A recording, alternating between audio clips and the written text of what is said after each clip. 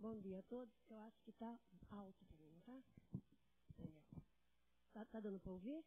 Tá? Muita paz a todos, muito amor, muita luz. Que nós possamos, nesse momento, abrir os nossos corações e recebermos tudo aquilo que a doutrina espírita tem para nos oferecer.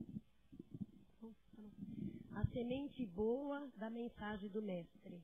O semeador que saiu a semear e jogou a sua semente, que era uma semente boa, em vários terrenos. E essa semente caiu em terrenos distraídos, terrenos interessados, desinteressados, e principalmente nós que estamos aqui, já nessa coletânea de informações, podemos acreditar que hoje o nosso terreno já está preparado para receber essa semente, que é o aprendizado da doutrina espírita cristã. Estamos comemorando e vivendo o mês espírita, que é o mês do nascimento de Kardec, do lançamento do Livro dos Espíritos, no dia 18 de abril. Kardec mostra a humanidade com toda a sua sabedoria, sua segurança, sem medo, onde naquele coração caiu a semente melhor, e ali plantou todos os ensinamentos de Cristo, cumprindo a promessa de Jesus, segundo João, quando ele foi ao Pai, o Mestre, ele disse: eu vou ao Pai, mas vocês não ficam desamparados, porque no momento certo eu vos enviarei o Consolador, que virá e dirá tudo aquilo que eu disse e vocês não entenderam, porque os terrenos não estavam preparados, ou porque eu não pude dizer todas as coisas. Mas o momento chegou.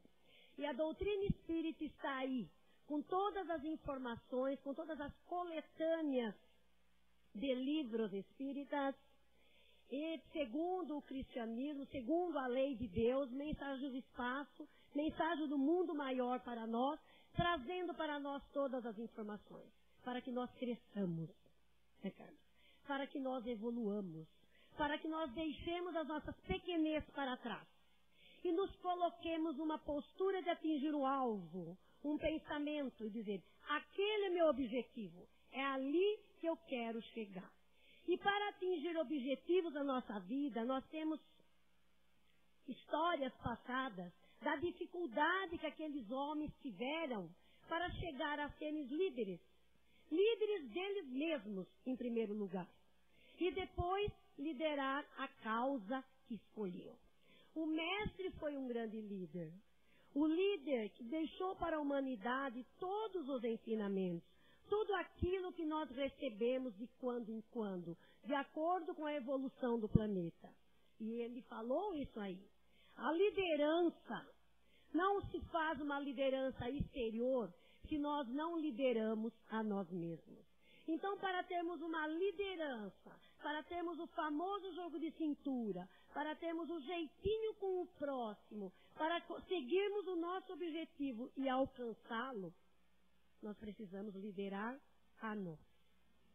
Eu pergunto para você. Estão mandando eu mudar minha palestra.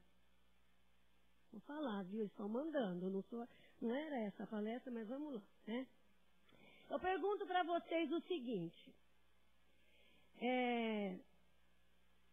Se nós temos uma causa a seguir, um objetivo a atingir, nós primeiramente sabemos que esses objetivos espirituais não são tão simples. Para nós estarmos aqui agora, nesse momento, nesse dia que já o horário até já adiantou 1 hora, que nós nos perdemos com o nosso relógio biológico, ele não consegue acompanhar o relógio da parede, ele ainda teme insistir no horário antigo. Nós estamos aqui, mas nós viemos. Nós tivemos que vencer em nós várias dificuldades, vários problemas, vários atropelos do tempo, das preocupações, das ocupações do dia a dia. E isso exige de nós o quê? Perseverança, dedicação, controle de nós mesmos e liderança das nossas limitações. Liderança das nossas limitações. Executar essa liderança é saber que tem que ter dentro de nós um sentimento exalando, saindo de nós mesmos, nos formando uma aura mais iluminada, que nós damos o nome de amor. É aquele amor, não esse amor que nós trabalhamos no dia a dia, o amor egoísta, o amor ciumento, o amor de imposição, o amor de controle, quem manda sou eu, faça do meu jeito senão não dá certo. Aquele amor controlador, de controlar a vida do outro, que se torna uma situação bastante desgastante, bastante infeliz. E daí nós nos perguntamos, por que tal relacionamento não deu certo? Porque nós desgastamos as pessoas pela imposição dos nossos conceitos e dos nossos valores. Mas aquele amor que é a chama divina que habita em nós, aquele amor que nós podemos colocá-lo em qualquer lugar onde nós estejamos, seja no trabalho profissional, seja no trabalho voluntário, seja na casa espírita, evangélica, aquela religião que nós escolhemos, mas principalmente no ninho menor, mas a menor célula que nós sabemos que existe, que é a família. É ali que nós nos encontramos. É ali que nós formamos vínculos. Na maior parte das vezes é difícil dizer, mas não são de afeto, são de desafeto. São de espíritos que viemos no mundo de expiação e provas para buscarmos reajustes de problemas que nós executamos em encarnações passadas. E que estamos aqui hoje a trabalhar em conjunto. E aí existe aquela força maior que nos impulsiona a trabalhar aquele sentimento. Nós somos como os porcos espinhos. Nós temos que viver atreladinhos um ao outro. E os cutucões de um nos faz lembrar que nós temos que modificar. Os espinhos do outro nos falam, olha, essa coisa não está indo muito bem. Deixa eu mudar a minha conduta, a minha maneira de ser. Deixa eu ver aonde é que eu estou errando. E um dia desse, eu estava ali olhando, vendo uma mensagem, que foi no momento espírita, não me lembro quem estava falando, se era o Emerson, ou se era o Álvaro, um dos meninos, eles disseram, nesse programa deles, que o silêncio é o grande remédio em muitas situações da nossa vida. Quantas vezes é melhor silenciar? Deixa. Chico dizia, quando você está atribulado e percebe que não consegue segurar a língua, tome um gole de água, segure na boca e vamos ver o que vai acontecer. E deixa a raiva passar. Aí engole a raiva junto, ela já foi embora e nós silenciamos. E aquele silêncio fez uma coisa muito grande para nós. Melhorou uma conduta que iria ser feita de maneira, no momento do ímpeto, no momento do impulso, e nós falaríamos, agiríamos mais pelo instinto do que pela razão, porque o instinto é muito forte na criatura, seja na criatura humana ou na criatura animalesca, como o animal. Estava contando na aula de terça para ela, que eu estou na fazenda, meu marido soltou assim as vacas, os bezerrinhos lá, e eles se atrapalham, um perde o outro, sabe? Começa aquela aberração lá. E aí ficou um piquitico recém-nascido que tinha nascido na noite. Eu fiquei só observando, porque tudo eu coloco desse lado espiritual, porque nós somos seres em evolução. Então os animais são seres em evolução, diz os livros que eles são nossos irmãos inferiores. Eu falei, eu quero ver o que vai dar. Pois não deu outra. Todos se esparramaram, cada um com seus filhos, porque cada um tem os seus, e a mamãe voltou no meio correndo, e ele foi direitinho, procurou e achou a mãe dele. Então nós ainda somos muito instinto. O instinto fala muito forte. Nós não deixamos o nosso instinto animalesco, que é aquele sentimento que nós temos ainda de impor, de ciúmes, de vaidade, de ser o melhor, de poderoso. Nós dominamos o nosso instinto pelo sentimento do amor. É o treino da tolerância, da perseverança, daquilo que nós buscamos em nós e está adormecido. Mas é a chama divina, é aquela chaminha divina, é a essência de Deus, que está em cada um de nós. E por conta de tudo isso, o apóstolo Paulo disse aos Filipenses, no capítulo 3, versículo 14, prossegue todo aquele que caminha decidido e seguro na direção do alvo que pretende atingir. O que ele quis dizer com isso?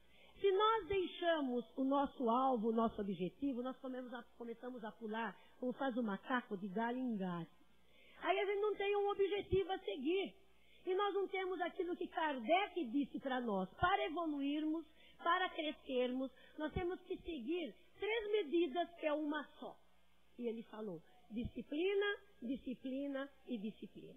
Um lar disciplinado tem que ter disciplina para o jantar, para o almoço, para o banho, para a hora do evangelho, para o evangelho no lar, para as condutas do dia a dia, todo o nosso corpo. Quando ele perde a disciplina nos seus fatores todos, nas nossas todas as necessidades, nós sofremos as consequências disso. Nós ficamos atormentados, nós ficamos doentes, e nós precisamos equilibrar o nosso corpo físico. E assim é nosso emocional, e assim é nossa família. Se nós saímos do roteiro da disciplina, nós nos perdemos. Nós fazemos coisas que não valorizam a nossa vida.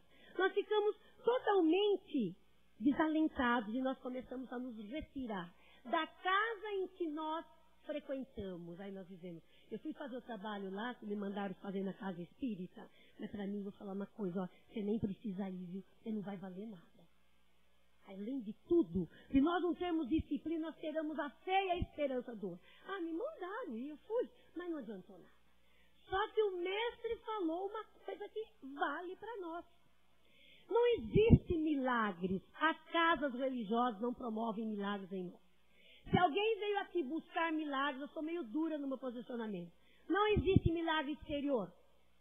Existe milagre que vem de dentro da nossa alma, de transformação nossa, de modificação nossa, de conduta para melhor. E o mestre falou: a tua fé te curou. A tua fé te curou. Vai, não peques mais, para que coisa pior não lhe venha acontecer. Ele quis dizer.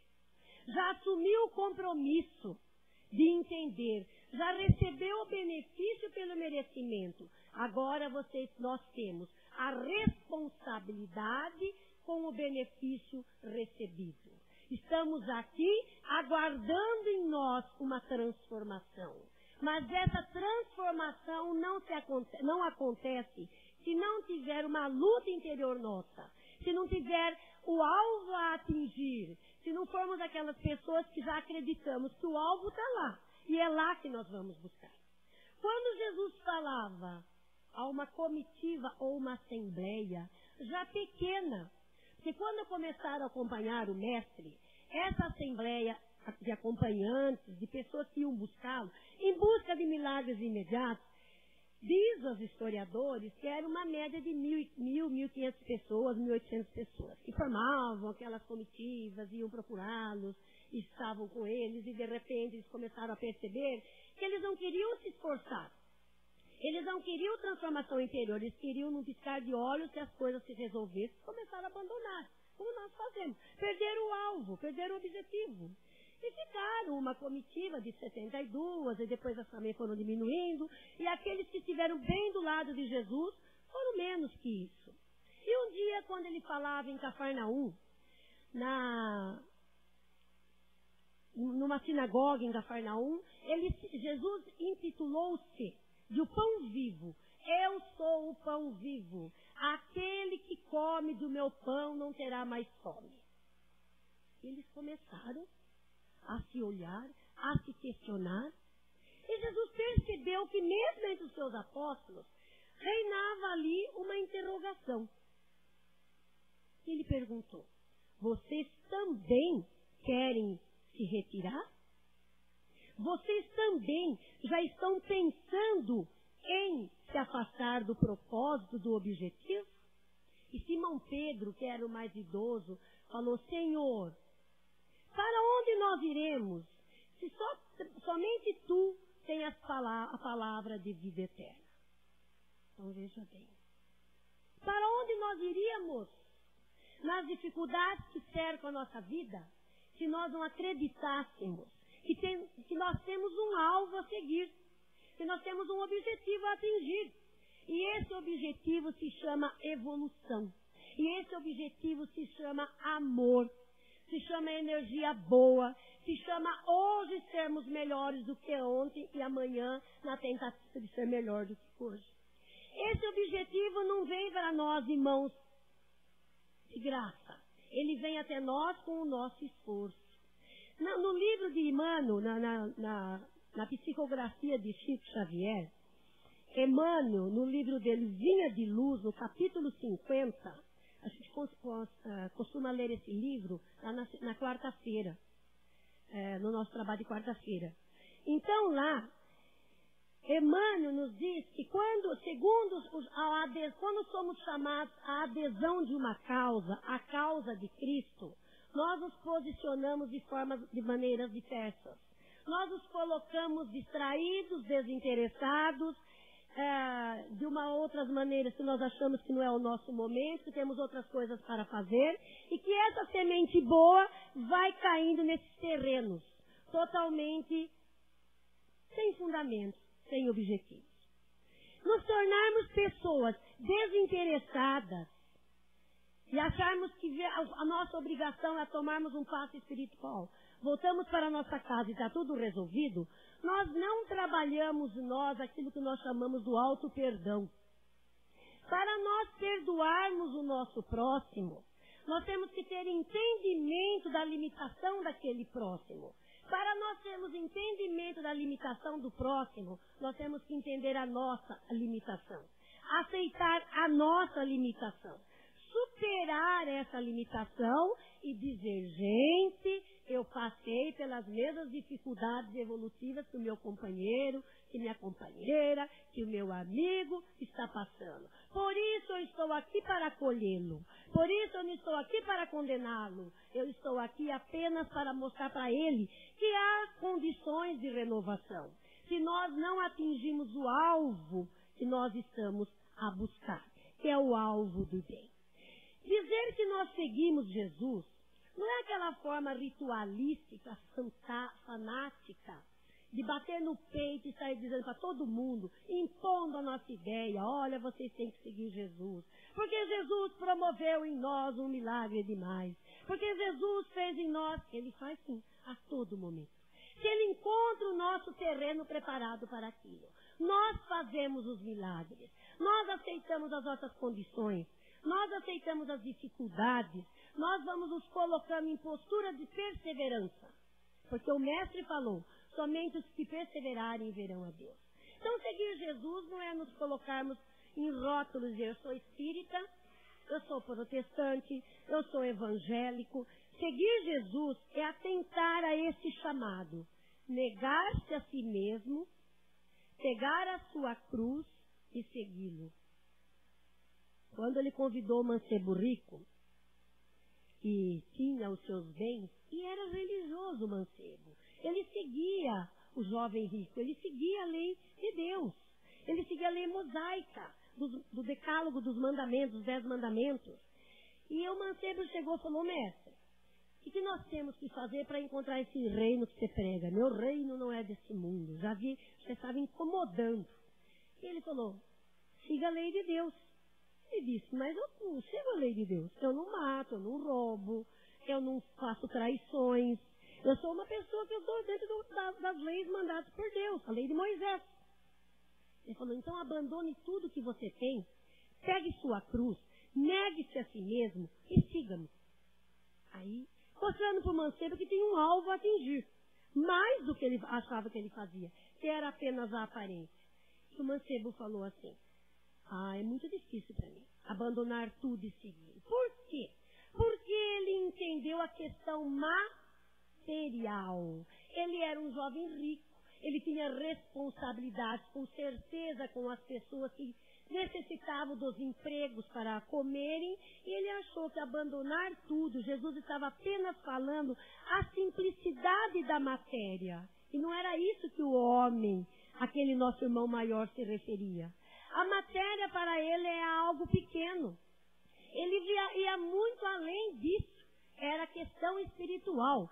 Era abandonar tudo e seguir a ele, negar-se a si mesmo, tomar a cruz e segui-lo, atingir um objetivo. O que seria? Eram os nossos valores, que ainda são tão pequenos. Quinta-feira o Ivan, quem veio quinta? Quem veio na quinta? Ninguém? É outra É outra assembleia da domingo, né? A quinta-feira o Ivan falou sobre os valores da nossa vida.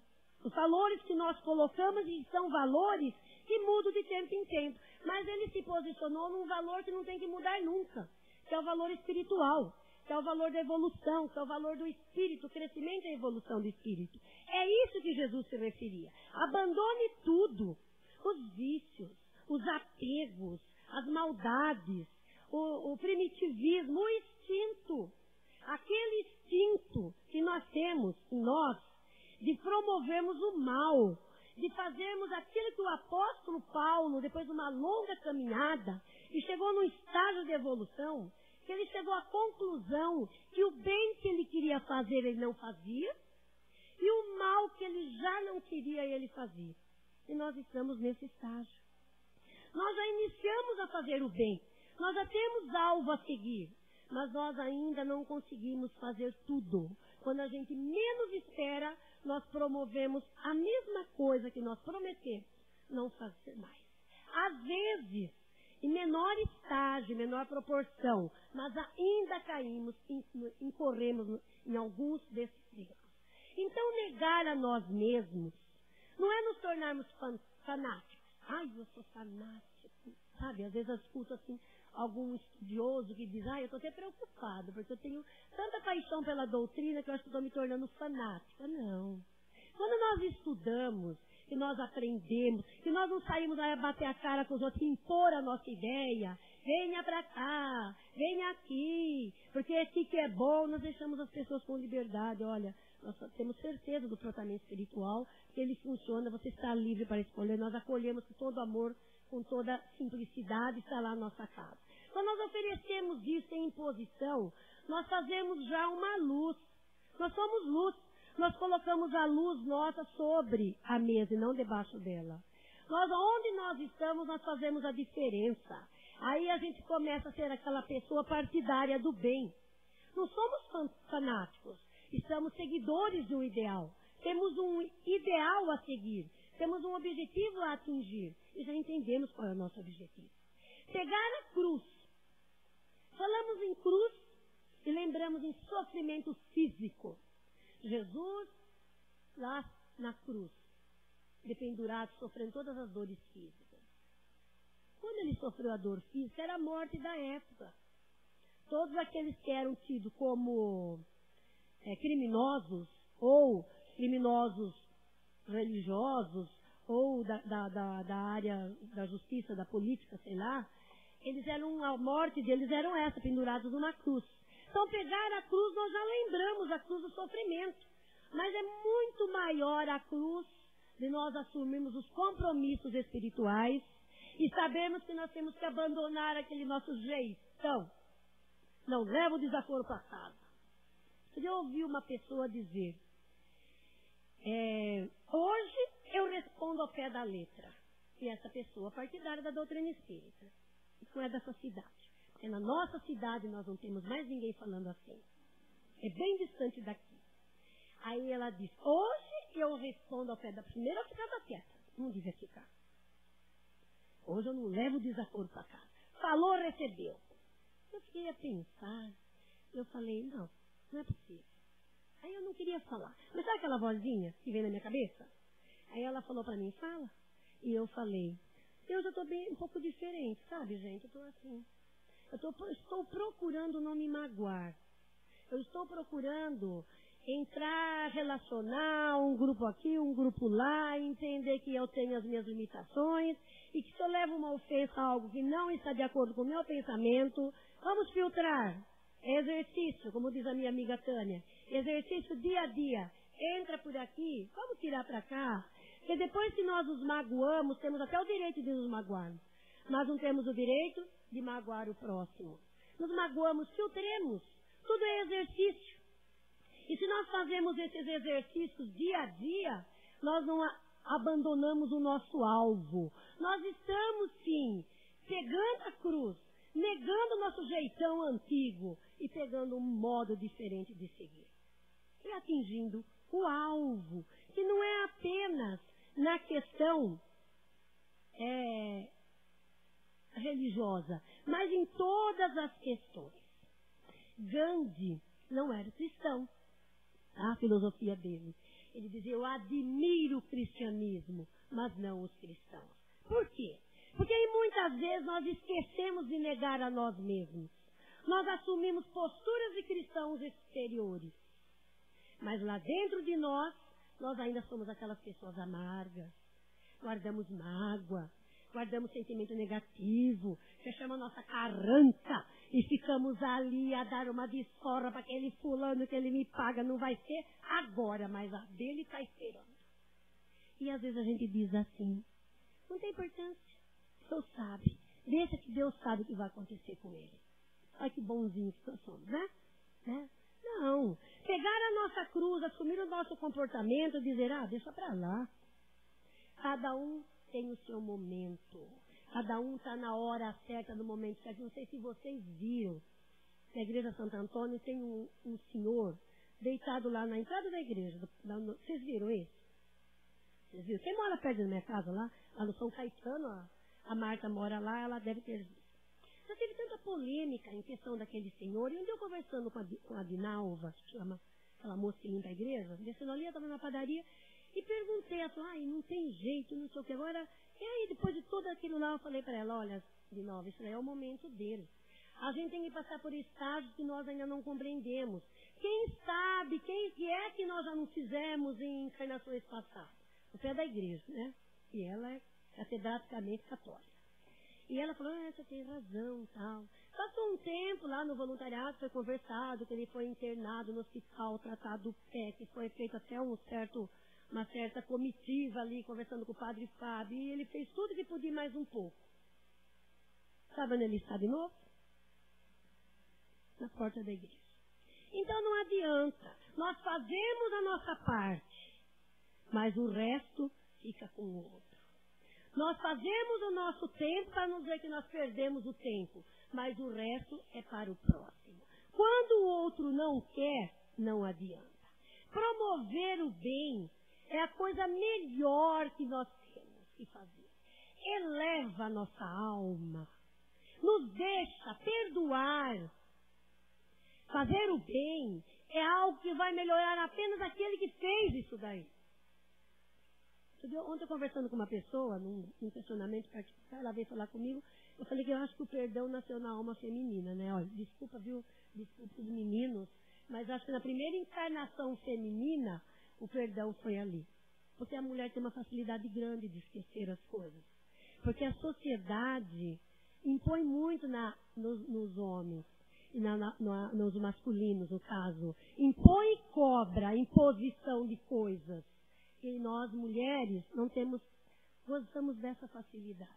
Ninguém nos cobra, nos deixa livre. E se cobrar também é o filtro e o exercício.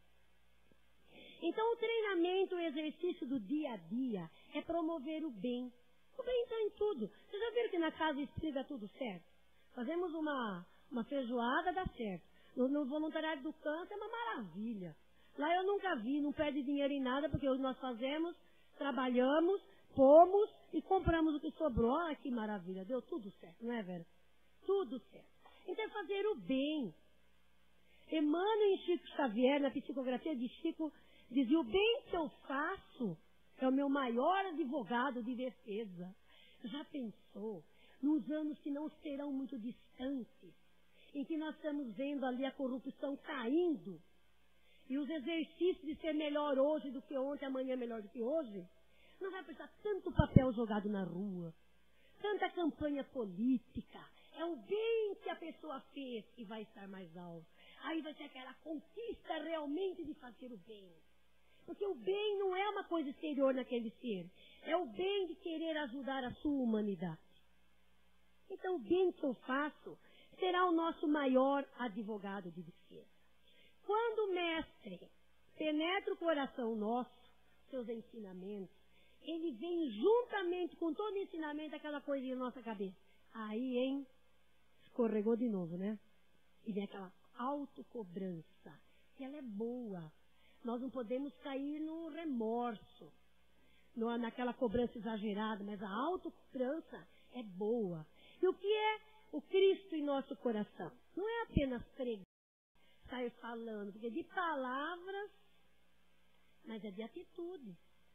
Muito embora nós temos muitas dificuldades, mas é de ver o nosso companheiro que ele está vencendo pela perseverança, que ele não abandonou o seu alvo e que ele está em busca daquele alvo a atingir. E que ele é uma luz. E onde ele está, ele faz a diferença. E ele não coloca a luz dele escondido. Ele põe a luz sobre a mesa. E lá ele aparece, seja numa festa, seja no trabalho dele, seja na casa dele, seja no trabalho voluntário, seja onde ele estiver. Ele é aquela luz que faz a diferença sem perceber, sem impor nada. É isso que a doutrina espírita cristã pede para nós. E é isto que nós, dentro desse critério de vida, já no domingo de manhã, deixamos nossos afazeres, deixamos nosso quintal lotadinho de carvão preto, né? Quem mora no meu bar fica feliz que vai chegar lá e pegar mangueirinha, tá? E estamos aqui.